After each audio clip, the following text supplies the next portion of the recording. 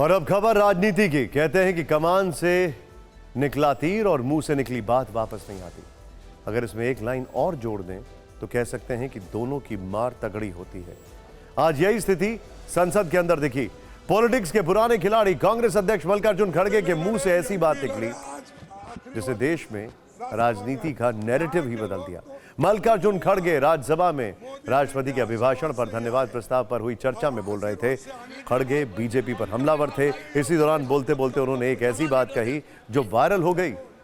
खड़गे ने कहा, आपके 330 से 334 सांसद थे, अब 400 पार हो रहा है। ये सुनने के बाद प्रधानमंत्री मोदी भी काफी देर तक हंसते रहे। खड़गे के बयान ने बीजेपी को मौका दे दिया। बीजेपी ने क्या किया आपको बताएंगे। पहले खड़गे की पूरी बात आपको सुना। आपका इतना बहुमत है, अब तो पहले 330 334 की, अपने तो 400 पार हो रहा है।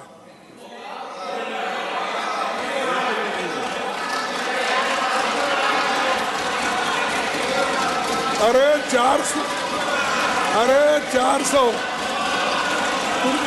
अरे तुम चुन के आओ सर, मेरा दावा है ये लोग ठहर के चुन के आने दो सब। नहीं, ये लोग ठहर के चुन के आने दो पहले, इनको पहले भेजो तब मालूम होता। ये सब मोदी के कृपा से आए हैं, तालियां बजाओ। हाँ, ये मोदी के कृपा से आए तो तालियां बजा रहे। ठीक है, हम देखो एमएलए लड़े, एमपी लड़े, आज आखिरी वक्त इस राज्यसभा में आए। यहाँ के लोग तो पूरा मोदी जी के आशीर्वाद से ही आए हैं और आशीर्वाद से आने के बाद उनका काम है तब संसद में मल्लिकार्जुन खड़गे के बयान पर केंद्रीय मंत्री स्मृति ईरानी ने सोशल मीडिया पर लिखा, विपक्ष ने कर लिया स्वीकार, तीसरी बार में 400 पार। वैसे मल्लिकार्जुन खड़गे के बयान पर बयान जो है वो कांग्रेस के गले की फांस बन गया। कांग्रेस के नेता कह रहे हैं कि ये बीजेपी पर तंज था जिसे वो समझ नहीं पाए। वैसे कांग्रेस की मुश्किल उसके नेताओं के बयान ही नहीं, इंडिया गठबंधन के नेता भी बढ़ा रहे हैं। ये रिपोर्ट देखिए। आपका इतना बहुमत है, अब तो पहले 330 334 की, अपने तो 400 पार हो रहा है। राज्यसभा में कांग्रेस अध्यक्ष खड़गे के मुंह से ये शब्द क्या निकले, बीजेपी ने सोशल मीडिया पर कमेंट्स की बाढ़ ला दी। शुरुआत केंद्रीय मंत्री पीयूष गोयल ने की। उन्होंने खड़गे के बीजेपी 400 पार वाले बयान का हिस्सा पोस्ट कर दिया। देखते ही देखते खड़गे का कमेंट सोशल मीडिया पर ट्रेंड करने लगा। कांग्रेस नेताओं से जवाब देते नहीं बन रहा था। बहुत सरकास्टिक वे में खड़गे जी ने कहा कि लोग तय करते हैं, आप कहते हो 400 के पार तो 100 के पार भी नहीं जाओगे। ये सरकाज़म था, पर बीजेपी वाले इतने अंधभक्त हो जाते हैं कि सरकाज़म को समझना उनके दिमाग से परे होता है। कांग्रेस सफाई देने के मोड में ही थी कि एक बड़ा हमला इंडिया गठबंधन के अंदर से हुआ।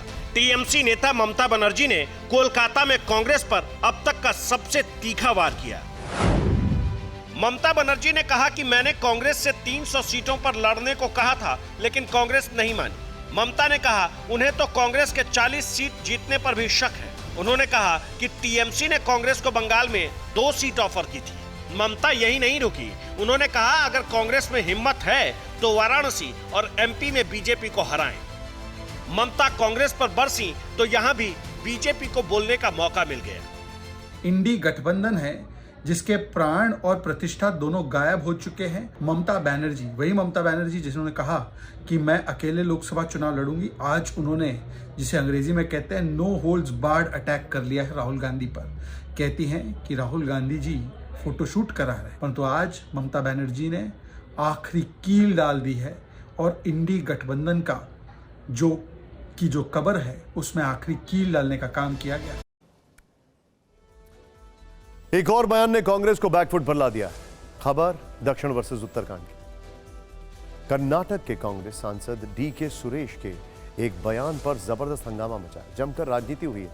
सांसद डीके सुरेश ने कल एक बयान देते हुए दक्षिण भारत के लिए अलग देश बनाने की मांग उठा दी। डीके सुरेश की टिप्पणी पर हंगामा आज हुआ। संसद के दोनों सदनों में बीजेपी ने कांग्रेस पर जोरदार हमले किए।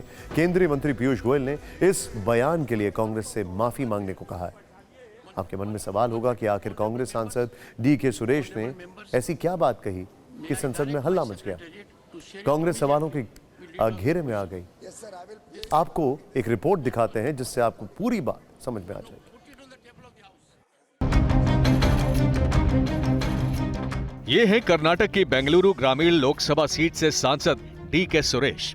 इनकी एक पहचान ये भी है कि ये कर्नाटक के deputy CM DK Shivakumar के भाई हैं। डीके सुरेश एक बयान से विवादों में है। कल केंद्र सरकार ने अंतरिम बजट पेश किया। डीके सुरेश बजट पर प्रतिक्रिया दे रहे थे। ಇವತ್ತು ಅಭಿವೃದ್ಧಿ ಹಣ ಉತ್ತರ ಭಾರತದ ಕಡೆ ಎತ್ಕೊಂಡೋಗಿ ಹಂಚ್ತಾ ಇರ್ತಕ್ಕಂಥದ್ದು ಕಾಣ್ತಾ ಇದ್ದೇವೆ. ನಮಗೆ ಎಲ್ಲ ವಿಚಾರಗಳಲ್ಲೂ ಕೂಡ ಅನ್ಯಾಯ ಆಗ್ತಾ ಇದೆ. ನಾವು ಅದನ್ನು ಮುಂದಿನ ದಿನಗಳಲ್ಲಿ ಖಂಡಿಸಲಿಲ್ಲ ಅಂತ ಹೇಳಿದ್ರೆ ಪ್ರತ್ಯೇಕ ರಾಷ್ಟ್ರಕ್ಕೂ ಕೂಡ ನಾವು ಬೇಡಿಕೆಯನ್ನು ಇಡಬೇಕಾದಂಥ ಅನಿವಾರ್ಯ ಪರಿಸ್ಥಿತಿಯನ್ನು ಹಿಂದಿ ಪ್ರದೇಶದವರು ನಮ್ಮ ಮೇಲೆ ಹೇರ್ತಾ ಇದ್ದಾರೆ ಅಂತ ಹೇಳಿ ನಾನು ಭಾವಿಸ್ತೀನಿ. डीके सुरेश दक्षिण भारत के राज्यों से जमा होने वाले जीएसटी और डायरेक्ट टैक्स को लेकर भेदभाव का आरोप लगा रहे थे।